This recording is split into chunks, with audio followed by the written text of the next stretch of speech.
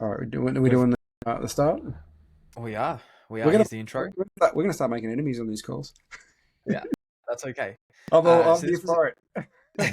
this was a fun one. This was a fun one. So we essentially covered. We mentioned this on a topic on last week before, and it was Mhm. how to handle difficult prospects that perhaps are a little bit elusive, not very forthcoming in their answers. And Michael and I both went through the different systems or processes or ways that we go about getting this kind of person talking.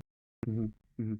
Yeah, absolutely. Look, you're going to deal with all different types on a sales call. So we talked about one, you know, avatar or representation of a client, the elusive type, keeping his or her cards close to their chest. You got to open them up. This is going to be a complete waste of time with a super low probability of a sale if they stay in this state. You have to open them up or end the call. I mean, you can hope for the best if you like, but I wouldn't recommend that. So we talked about some ways to do that. We talked about some of the differences in our approaches, and there are some differences. I think they'll get the same outcomes, but it's a little different path to get there, which I think will be good for the viewers because they'll see contrasting approaches and they'll probably identify which one they prefer. Couple tangents, as always. It wouldn't be one of our calls without a tangent. And I think some good learnings for the viewers. Mhm. And we actually finished up on handling prospects who are aggressive. And we Mm-hmm. both covered how we would go about it, examples in the past of maybe where we haven't done well or where we have, and yeah, how we went about that. But this is a good one, and I hope you enjoy it. Yep, sounds good. We actually covered this last week. So I went back and checked over and had a chat to Claude. So the topic that we said we would cover in future episodes was how to handle different types of prospects who are reluctant to share information, such as those who are aggressive, timid, give short, unenthusiastic answers. Mm-hmm. Okay, we're going to do that one. I can't see any reason why we wouldn't. Right, then let's do that one. Yeah. What sort of prospect are we going to start with? That one? Uh, Or A type? Or I'll give you an example. I have a very vivid memory of a prospect that was just like this. Mm-hmm. So I was selling a program that was for, successful businessmen, people that had done well.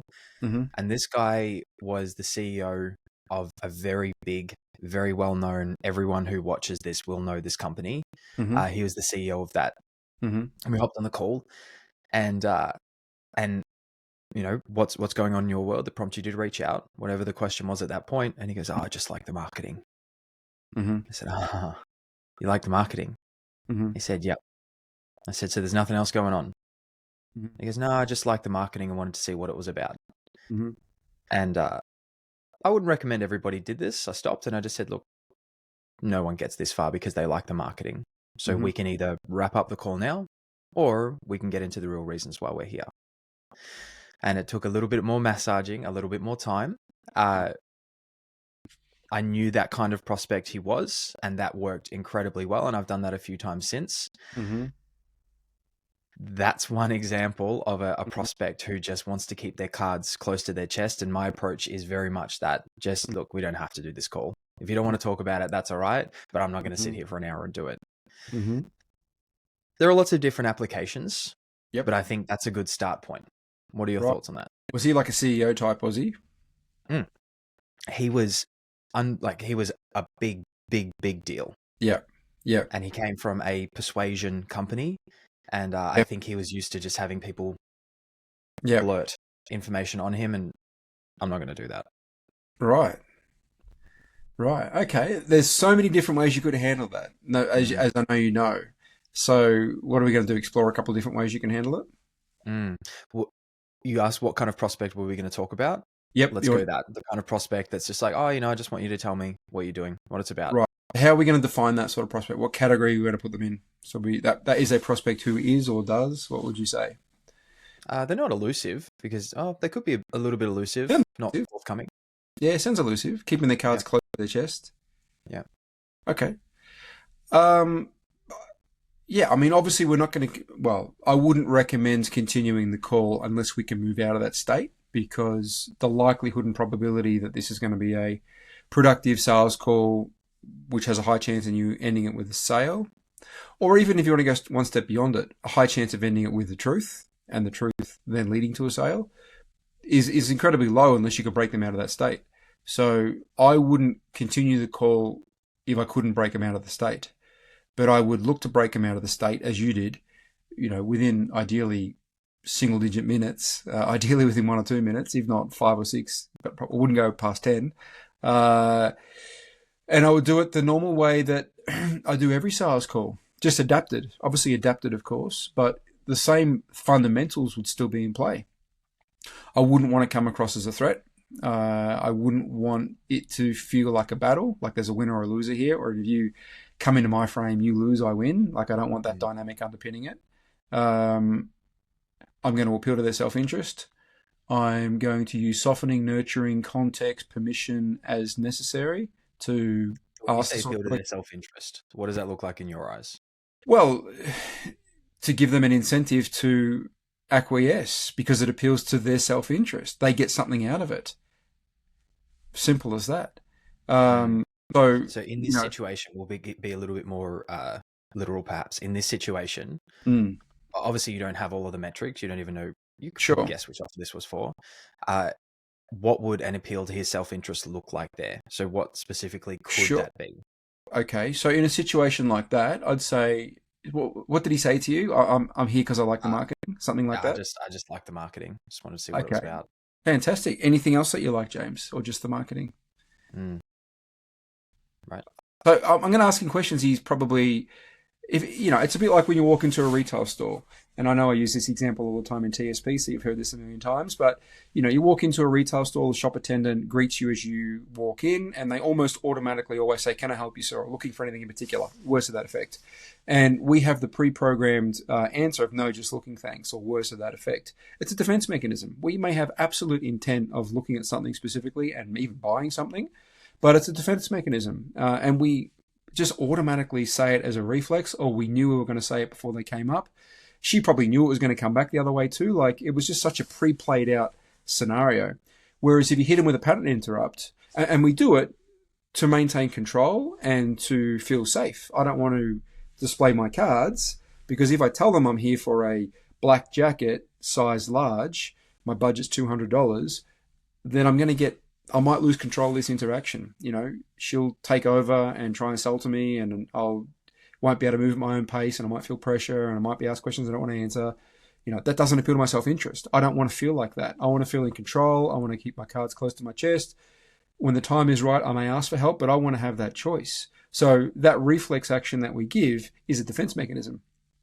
So he might go into department stores, even if I know what I want, they'll ask me, no, I'm going to go and have a look, because then you get that Wish or Temu now version of a salesperson that it's just all the pressure and none of the finesse. No one wants that. You don't want to experience No one wants that. So he's potentially now the way to short circuit that is to pattern interrupt, is to, instead of saying, "Can I help you, sir?" because they're expecting that, is to say or ask something they are not expecting, and therefore it's not a pre-planned response, and you probably get a legitimate response. This isn't my example. I heard this once on a podcast and just absolutely loved it. The scenario of walking into a retail store, instead of saying, "Can I help you, sir?" you would say something like, "Sir, I hope you're not looking for anything because I'm about to shut the shop." And they're like, well, I actually was. "Oh, I can stay open for 2 more minutes. What were you looking for?" "I was looking for a black jacket." Bang, pattern interrupt. Now that's a crazy example, but that, I think you understand the psychology behind it. So, this guy might be playing out a similar scenario. I understand sales and marketing. I'm probably going to get a typical sales guy who's probably going to do all typical sales and marketing stuff. I'm not up for that. So I'm going to keep my cards nice and close to my chest. So I'll just fob him off with, "I like your marketing." So we've got to move out of that state. And the way to do it, I would say, is pattern interrupting, in the sense of asking him questions he's probably not seeing coming, but asking questions that he is incentivized, appeals to his self-interest, he sees a benefit in answering. And you should be able to crack him open more often than not, and pretty quickly, if you know how to do this and do it well. So I'd be thinking to play that card. So, using your example a minute ago of, I like your marketing, I'd say, fantastic. Anything else you liked? He wasn't expecting that, firstly. No, just your marketing. Okay, great. And did you want to talk about the marketing? Did you have some questions about it? Did you want me to teach you how to do it? Like, how can I help? Wasn't expecting that question either. I throw a couple of those at him, and I think we'll crack this conversation open. I think the difference now that the kind of application for that offer is, it was very forward, very direct, and it Yep. worked really well. I used it a bunch Yep. of times. I still have. You've got to choose your battles. Yep. But even going back to the decision tree I drew out last week, you've just got to Yep. figure out where the base is. And I'll Yep. just say, okay, what about the marketing was most relevant to you? What stood Yep. out? What clicked? Is that because you see that in yourself, or you just thought it was cool? And I would peel back a bunch of layers, Yep. and just keep asking questions. What about the marketing was most relevant to you? What Yep. stood out? What clicked? What are Yep. those 2 or 3 logical things that we can start to unpack from? Yep. But at the end of the day, I think we get to a point, and as you said, single minutes, Yep. where you can dance around, and if someone's not playing ball, they won't give you anything. At that point, you've got to be prepared to at least just say, look, we don't have to do this call. If you've tried, you've unpacked, and they keep giving you really short answers, I think at that point, that's where I just say, look, Yeah. what are we doing here? Yep. Yep. Yep. I'm pretty confident, and I think you're the same. Way more often than not, we'll crack this open. We'll get beyond it. So it's interesting. This is why I like when we do our little scenarios, because we often have different answers. Like with your decision tree that you mapped out last week, and even the line of questionings you were asking then, you were sort of almost going backwards in the sense of, okay, you like our marketing. What is it about our marketing you like? Why do you like it? You're going down. I actually go the other way. I'm not that interested in, and there's merit in your way, by the way. It's a different approach. We're both probably going to get the same outcome, but it's a different approach. So I'll probably go the other way.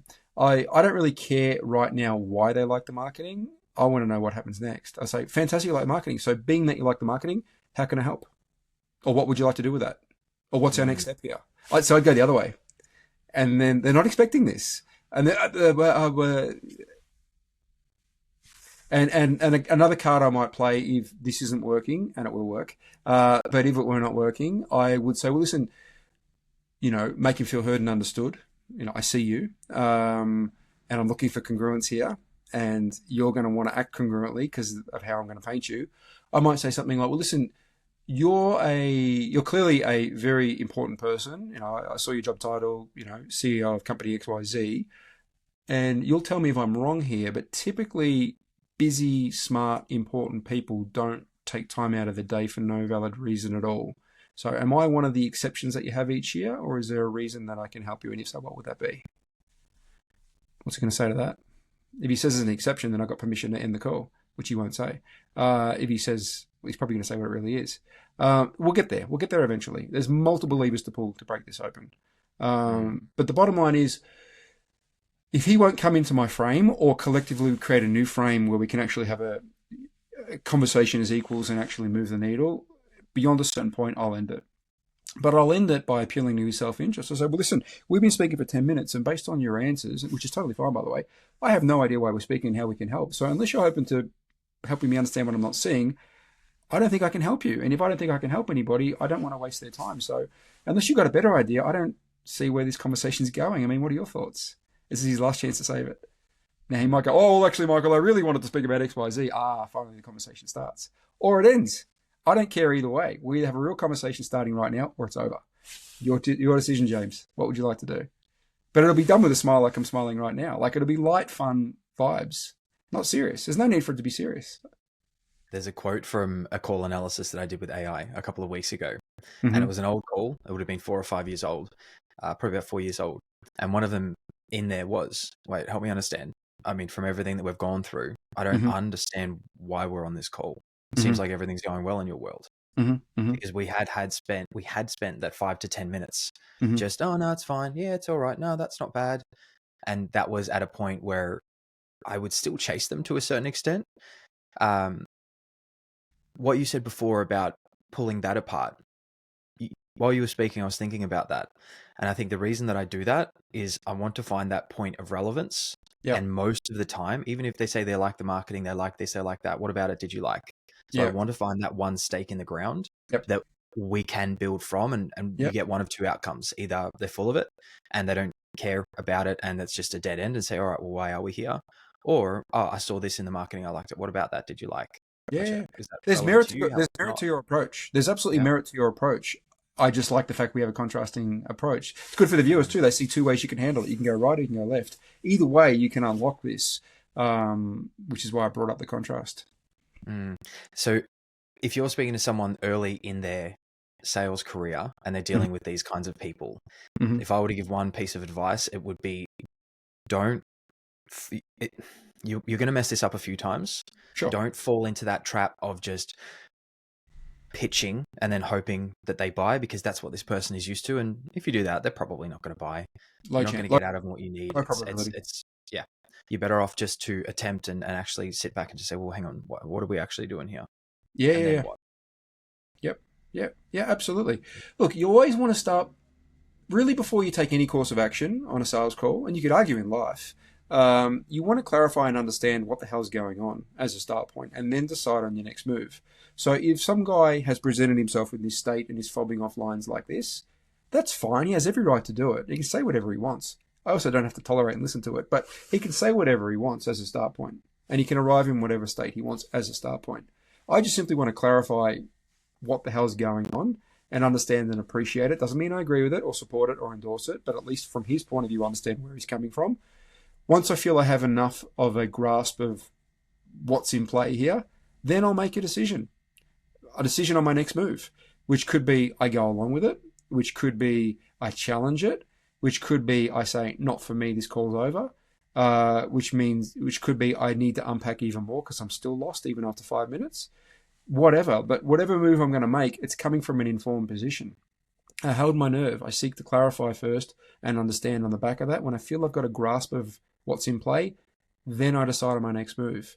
And that applies to so many different aspects of a sales call. That applies to objections. Like I never try to overcome an objection until I understand it and clarify it, understand it. Wait, so you're saying that you don't have a list of responses, Cookie cutter answers. Every objection. Thought you were the man of the house. No, I don't have any canned responses like that. Yeah. What was the other one? Did you call your wife to ask permission to buy coffee this morning? There's so many amazing ones like that. There's so many amazing. It's so. I mean, tangent alert. We do like our tangents. Yeah. It's humorous in a way, but it's actually not humorous in another way because a lot of people with good intentions learn this and think this is best practices because they don't know any better and they trust the person they're learning from.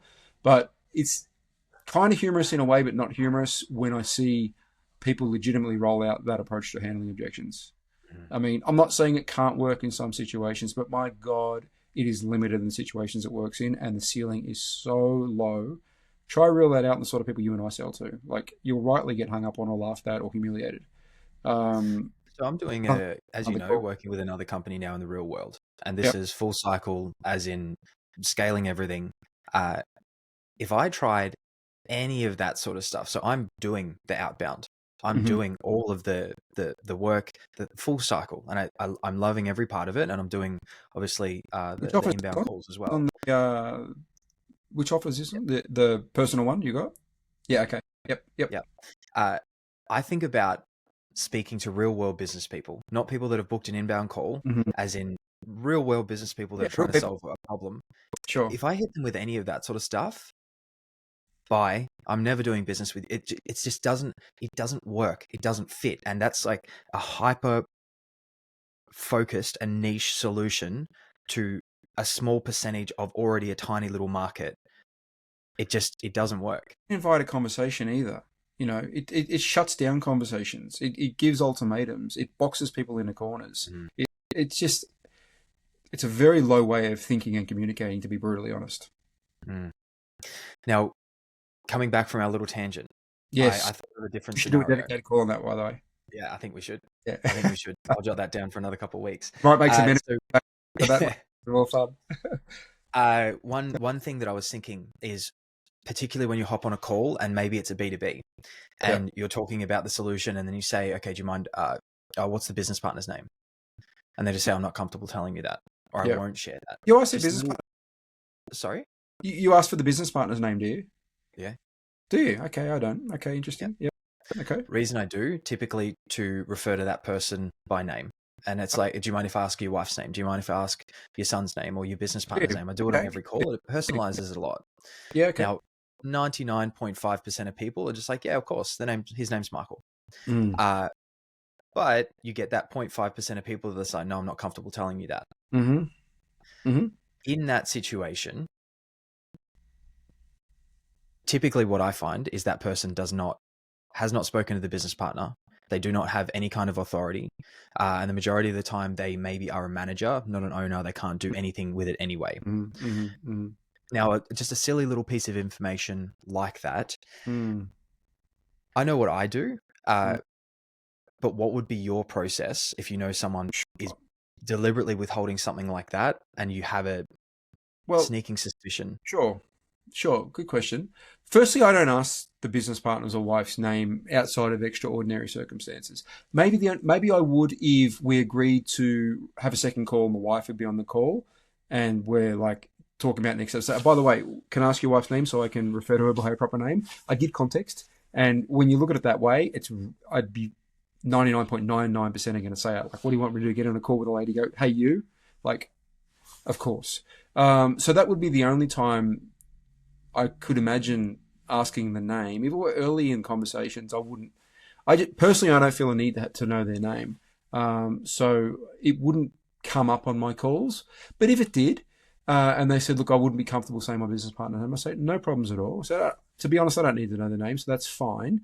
Well, can I ask, in terms of making a decision, is he or she aware you're on this call today? Are they part of this decision as you are? Can you give me some context of how you guys make decisions when you find what you're looking for? Because that's what I really want to know. How do you guys make decisions? And then based on their answer, we'll unpack that further. And then I'll realize from my end, once I've asked all my questions and I feel like I have the complete picture, I should understand their decision-making process. And then with that in play, I should be able to decide on my next step. Well, being that your business partner is as much a part of it as you are and he or she is not on the call today, I get the feeling you're going to tell me you couldn't action this without he or she's approval and endorsement. Is that fair to say, or is it different in your world? Oh, yeah, that's totally right. Great. Well, with that in mind, why don't we do this? Let's end the call for now. Let's get he or she on the call. Let's get he or she to ask whatever questions they have. You guys will form a consensus on how you see it, and we'll make a decision either way. Fair, unfair? What do you think?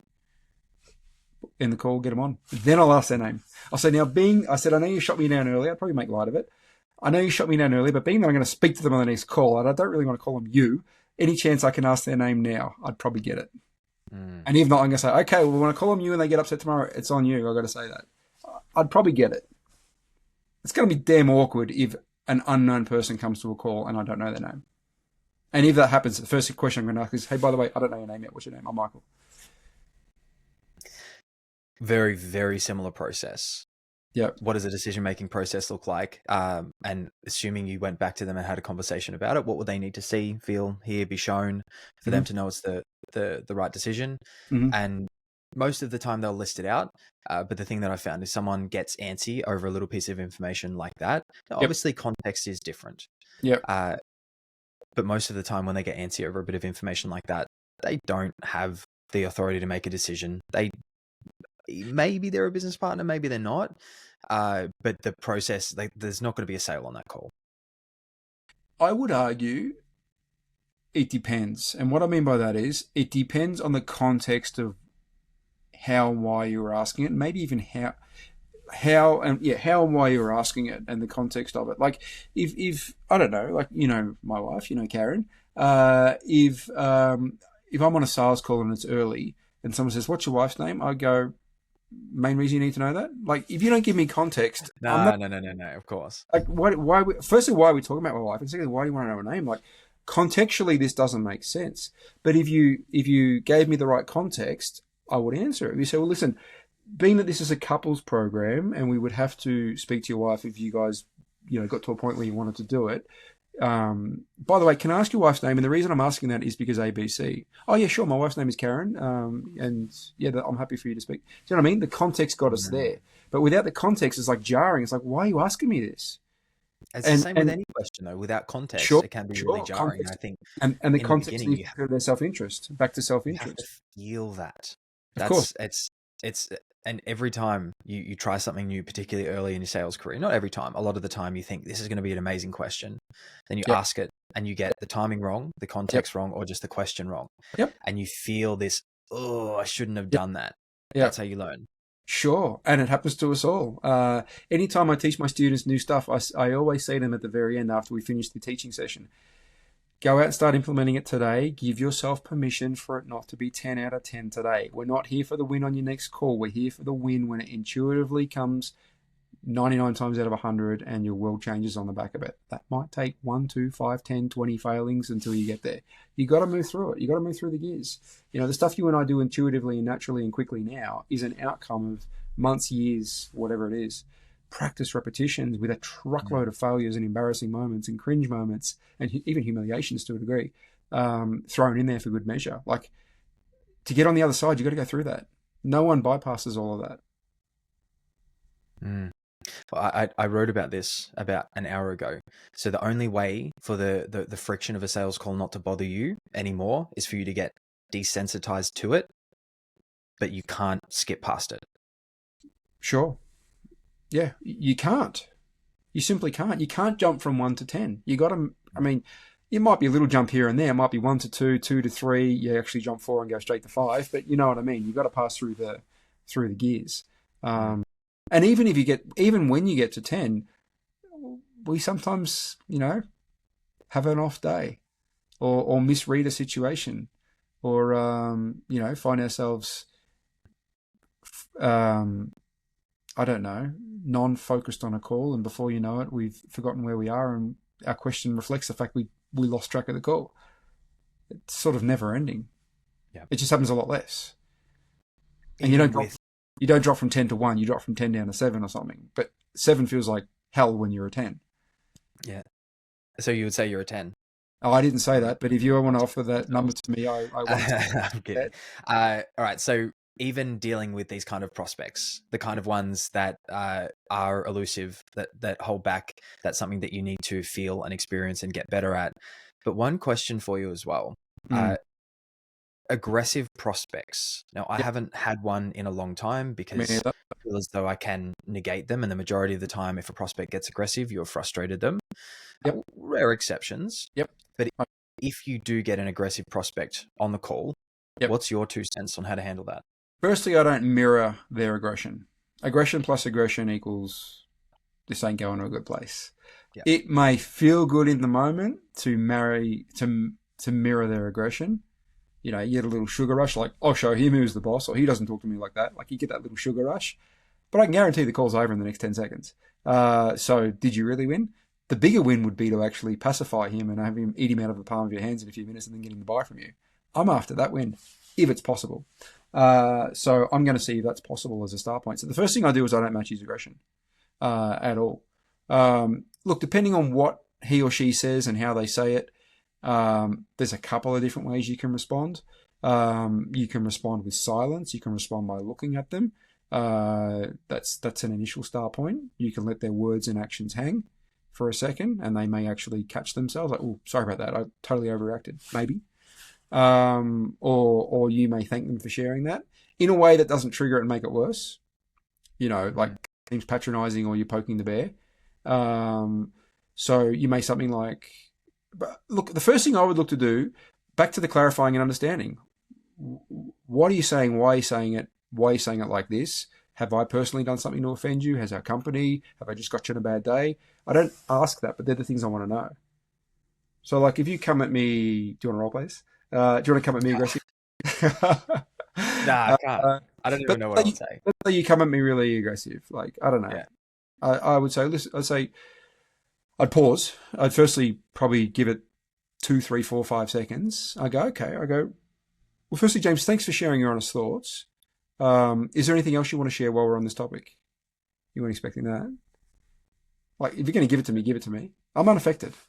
And you probably know that was it. I go, okay, all right, well, I appreciate that. I go, well, where to from here? How do you want me to respond to you? Would you like me to be a sounding board? Do you just want to vent? Is there a problem that we need to talk about? Am I unaware of something that you're aware of? Like, how can I help, basically? And we'll see where we go from there. Probably diffused most of it already. Yeah.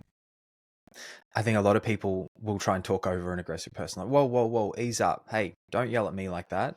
Yeah. Just let them burn themselves out. Let them go. And the thing that I used to, I remember I labeled the one guy on that offer that me, you, and Matteo on. I remember I think I sent you the call. We worked on 2 offers together. Which one of the 2? Yeah, the cold calling one or the non-cold calling one? The cold calling one. The cold calling one. Yeah. Yeah. And he was screaming at me because his wife had opted in, and he goes, "I don't effing care where you're effing from, this, that, or the other." And Yep. I'm that really annoying person that in a moment of tension, I get incredibly calm, and I Mhm. just see it happening. And I had a little bit of a laugh to myself. I didn't verbalize it, and I just said, "You seem frustrated," and that was not the best thing to say to him. And No, no, he kicked off he just went so hard, was screaming at me, and I didn't say anything else. He ended up burning himself out and hung up. yeah, Uh, but I just let them go.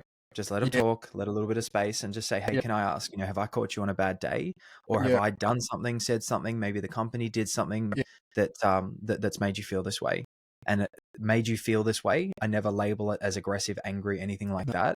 no, And then most of the time, and I see this in life, even when people are driving like crazy or, short, snappy with you, they're yeah, having a bad day. It's not yeah, about you.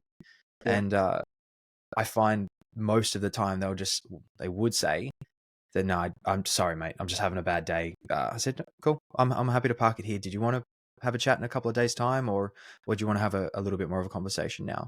yeah, And if they opt to stay in, yeah, calm. But they're yeah. probably used to people going You're back at making them. them feel heard and understood. You're not antagonizing them, and you're giving them options. You make them feel Mm, in control. yeah. All key things to deal with it. Yeah, like with your line of, it seems you're frustrated, or did you say that? It seems You like you're seem frustrated. frustrated. Would you say that again if you had your chance, knowing what you know now, 5 years later? Would you say that? Would you still say it like that? Uh, As in on a call with someone else. Yeah, yeah. No. Would you say that? Yeah. No. You could use the word frustrated, but I wouldn't. And a past version of me has said that too, or words to that effect. That could be quite antagonizing, as you would know. If you wanted to use the word frustrated, you could use it, but it would be more like, I get the feeling we've done something to frustrate you, or I get the feeling we are frustrating you. I wouldn't say you are frustrated. I'd bring it on to us or third person it. But you definitely don't want to have a line. Even then, I would never label the emotion. I wouldn't, because he might say, "I'm not frustrated, I'm annoyed," or "I'm not frustrated, I'm angry." Then the Okay, conversation becomes about the so feeling, not about there's more neutral words you could use, like yeah. displeased. Uh, um, I get the feeling we've displeased you, or I get the feeling you're not happy with us, or I get the feeling we have angered you. I'm not sure. I'm not sure. I probably Mm. wouldn't use these lines, to be honest. Nah, I wouldn't. They don't. I don't They're feel not going to work. There's no point labeling it or anything like that, because then again, you talk about the emotion itself, not the problem mm. at hand. See, I go, yeah, I wouldn't do this. Like playing this out in this little workshop, I wouldn't do it. That's why they're clunkies. I don't use these words. I would, Mm. but I would say what I said earlier. I'd say, I appreciate you sharing your honest thoughts.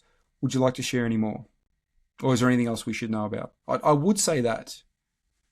I think it's also Honest. a good learning experience, because most of the time, if someone reacts this way, you Mm, have done something. You have done something, whether you ask them a really corny line, yep. but not Yep. all the time. And if Yep. you ask, was it something that I said, did, the company, that made you feel this way, they might be like, "I'm bloody sick of you people calling Yep. me." You people, who's that? Yep. Gotcha.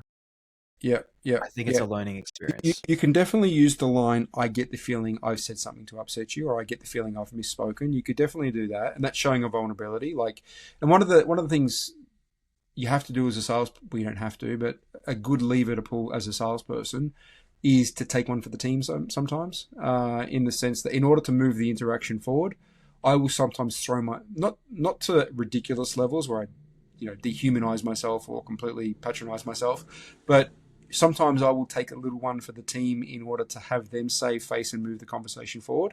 So even if I asked you a perfectly legitimate question that a normal, reasonable person wouldn't be offended by, I won't apologize for it, but I'll say I get the feeling I've asked you questions that I maybe shouldn't have, or that have maybe made you not feel so great, or something like that. It's a little Mm. loss that I take, but it can move the conversation forward. And they might say, yeah, well, look, to be honest, it's a little bit personal. I didn't like it. I go, well, I apologize for that.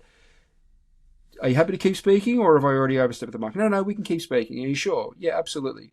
Well, listen, here's my motive, and you tell me how we can best get there. I just want to understand where you're at, where you want to go, and if we can help you do it, we can look at some options. If we can't, we're going to part as friends. So right now, I don't understand exactly where you're at. I've got an idea, but I don't feel it's concrete. Can we talk about that? They'll say yes, and then I'll ask my next question, and we'll be all good. Mm. Because I gave them context, back to that context, and they felt in control and had options. And I was showing a self-awareness that, maybe I've overstepped the mark.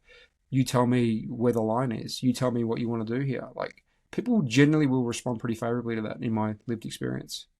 I would respond favorably to that. I basically do stuff that I would respond to in simplistic terms. That doesn't mean I don't know that to my prospect, who often has a different personality to what I have, but I run it through my filter. How would I respond to that? Would I get annoyed if that came at me? If the answer is yes, I don't do it. Like, it's pretty simple, really. It's funny the things that we do on sales, in sales calls and in sales scenarios that just don't apply to real life. You kind of have to go through that. There's this whole stigma associated with it.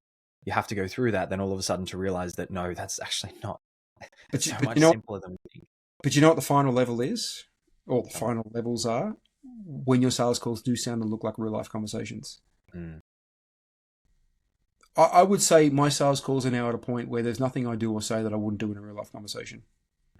They didn't used to be, but what they look and feel like now, I would use it in real life. I do use it in real life. They're not even the other side of things, as well as your ability to communicate in real life, has gone through the roof, as has mine, as does anyone else when they go through sales. So you're not trying to be someone that you're not. The person that you have become is just much more capable of communicating than you were.